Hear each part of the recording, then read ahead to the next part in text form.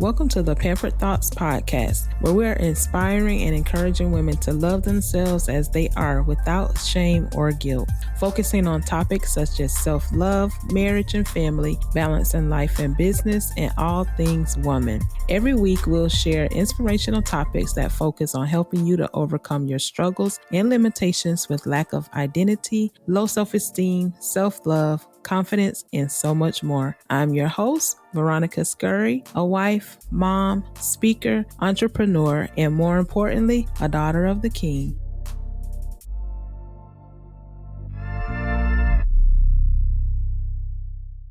Hey, y'all. Welcome to today's episode. I hope you had a grand and pampered week. I can say my week has been pretty great. I have so many great things in store for you all, and I'm looking forward to when I'll be able to launch them, which will be really soon. So be on the lookout for that. I've been working behind the scenes to kind of amp up the engagement and just make the show a lot more interactive with you guys. So if you're new to the Pampered Thoughts podcast, welcome to our humble abode. If you're a part of the Pampered Princess family, or you've been here before but you haven't become a Pampered Princess, thanks so much for chilling with me.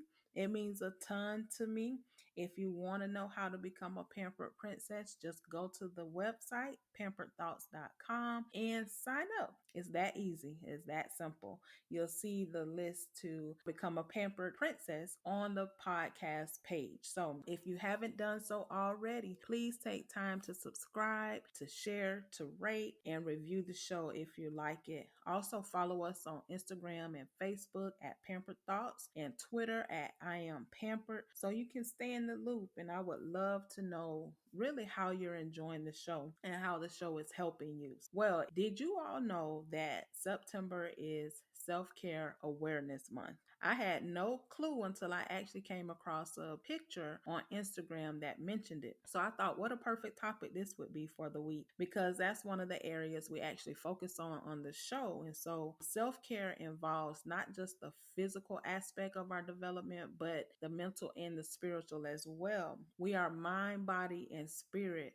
And if one of these things aren't functioning properly, it affects all other areas. So I wanted to talk a little bit about that because self-care is vital, especially if we plan to function at any capacity in the many responsibilities that we have as women. You won't fully be able to help someone else if you're in need of help yourself. One analogy that helps me to remember my self-care is when I think of going on a plane, and before the plane takes off, the flight attendants give their emergency instructions. Now, I don't know about anybody else, but I actually pay attention to the instructions because I want to know what we need to do should things not go as we plan. So I always make sure that I pay attention to the instructions, and I always pray we never have to use them. So one of the instructions I remember hearing is if the plane starts to go down, the air pressure in the plane will begin to drop. Once the pressure in the cabin starts to drop, then the face mask in the ceiling, they're going to drop out. They instruct you to grab the mask, put the mask on your face first before you try to help someone else. And the reason for this is because if you don't put the mask on first, you're going to lose oxygen. More than likely, you're going to pass out before you can even help someone or while you're in the process of helping them. And what good is that going to do for anyone? It's not going to be any good because you're going to be both passed out on the plane and not able to do what you need to do or not get the oxygen that you need. So when we relate that to self-care, it's the same way. For those of us who can become slack on self-care, we have to begin to make self-care a priority starting today. It's a lot easier for me now because my girls are adults now, but when they were younger, it was much harder. So I understand for those of you who have teeny boppers and the itty bitties that you have to care for alongside yourself, I say we because I'm not exempt. I can improve in my self-care routine just like any one of you. And because although it's become a lot easier for me now that my girls are grown, I still wear different hats that can take away my time from my self-care. So we have to be more conscious about taking care of ourselves. And yes, I know there are circumstances which may force you to spend less time on yourself than you would like to. And there are usually dozens of reasons why. However, before before you can make a conscious effort to improve the level of care you give to yourself, you need to realize the areas you're deficient in. And so I first want to focus on a few of the areas in which I believe that we don't really realize that we could be neglecting ourselves. Self care may be running away from you if you find yourself doing any of these things. So the first thing is you're a selfless person. Now, being selfless at times can be a good thing. So, for example, you decide you want to have a week of random acts of kindness. So, you go around doing acts of kindness for other people. Maybe you buy a person's food behind you in the drive through, or you decide to pay for someone's grocery bill in front of you at the grocery store. Those are all selfless acts, and there's nothing wrong with that. However, if you find yourself putting the needs of every single person ahead of your own needs, you're exhibiting a classic sign of self neglect. By prioritizing the needs of everybody except your own, you find yourself being burnt out, or you end up resenting doing things for people altogether. And let's say the husband has a few meetings for his business that you need to schedule for him because you're his receptionist now until the business grows. And we know that with the times we're living in now with Miss Rona, she decided to stop by the house uninvited. So now the kids have virtual school. Some of them may still be going to school outside of the home. And so they might have band practice or basketball practice or dance recitals. Not to mention, maybe the baby's been sick all week. So you have to make doctor's appointments. Don't forget, you also still got to cook, still got to clean the house each night. And you want to do a little extra because now you have guests coming from out of town this weekend that your husband decided to invite, but you didn't know about it. So your week is now filled up with a lot of priorities, but you haven't put one thing on the calendar for you to do for you. You've prioritized everyone else's needs but yours. So you see how quickly things can get out of balance. Though nobody really likes a selfish person, let's be realistic. You have to put yourself first sometimes. Like the example I gave of the airplane with the face mask. You may end up being unable to do anything for anyone if you continue at this rate of not taking care of yourself and prioritizing yourself. Not to mention, you start resenting all of the people you've given up things for because they don't recognize you haven't done anything for yourself and that you need help too. And that can include your husband, your children, your boss, whoever it is. It makes for a completely unhealthy relationship, not only with yourself, but also with others. Like what you've heard so far? Great. Make sure you never miss a show by clicking the subscribe button now. This podcast is made possible by listeners like you. Thank you so much for your support. Now back to the show.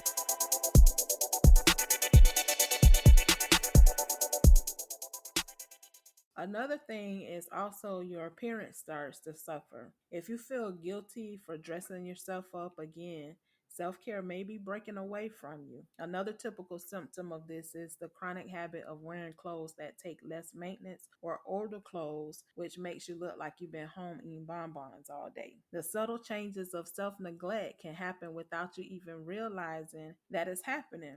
So for me, I didn't realize that I was actually throwing on clothes that to me felt more comfortable, but was really just the convenience of me not having to do much to them. Like washing wears, where you wash them and they dry quickly so that you don't have to iron. And the majority of the wash and wears are really casual lounging around the house type clothes. So if you find yourself throwing these clothes on all the time, it's because you're not really taking much care of yourself because you're worrying about the needs of others. In the back of your mind, just know that you have the right to spend time on yourself. If that means indulging in a bubble bath for an hour while listening to some smooth jazz music or doing a weekly mani-pedis, it's a necessary part of your overall care. Find something you can do to give yourself a little time to yourself this week and every week after. You are special, princess. So take a day to dress up and spend some me time walking through the mall, window shopping, or if spending money on yourself can be a hard decision for you because you're always spending it on your kids or your husband or whoever. anybody else other than you. Take the time, maybe buy yourself a new dress while you're walking around the mall. And it is okay. You don't have to feel bad about it. You don't have to feel shame about it. Another one of the neglects of self care would be if you feel like you're unfulfilled. You may be grown, have a home and money in the bank, but still have that sinking feeling within that you haven't achieved anything or that you're not doing enough in your life. This could be the result of personal unfulfillment because maybe you never got the chance to complete your college education or to pursue one of the passions that you might have, or maybe you simply just didn't find your career to be rewarding. If you continue to stay this way and not take action on improving this situation, this can become a form of self neglect. You're once again putting everything else before you or everyone else before you. And so, guess what?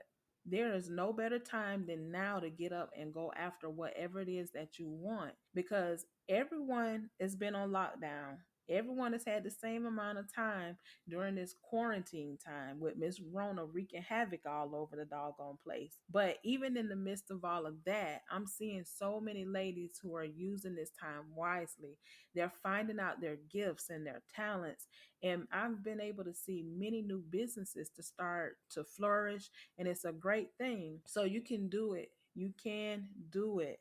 What you need to keep in mind, though, is the fact that nobody else can achieve this other than you. You are the only one that can get up and change the situation. You're the only one that can register back for school or try to find what gifts or passions or hobbies that interest you that you may be able to turn into a business if you want to have a business. So you got this, and I am rooting for you. Another symptom would be you don't exercise or eat healthy. This is one of the more serious symptoms of poor self-care because it directly affects your well-being on an emotional and physical level. I know this is one that can be a struggle for a lot of us because we have all these unhealthy foods that taste good all around us. And so it makes it kind of a struggle for us to stay on track, especially if you lack self-discipline and perseverance to get to that goal weight that you're trying to get to. However, the lack of exercise and eating unhealthy foods, it boosts the likelihood of having a negative health effects developing, reducing your quality of life, and you can have all the money in the world and all the things you ever wanted in life, but if you don't have good health, nothing is really going to matter because you're going to be too sick to enjoy it. My husband and I have started implementing small changes like drinking smoothies every day. We haven't gotten fully consistent on the exercise part, but we are going to start incorporating exercise as well. And so any small change you can make a day can truly help you mentally and physically feel better. Eating healthier and exercising just 3 times a week can make a significant impact on your life, and it's truthfully one of the best things you can give yourself, especially as it relates to self-care. So another symptom would be, and this is going to be my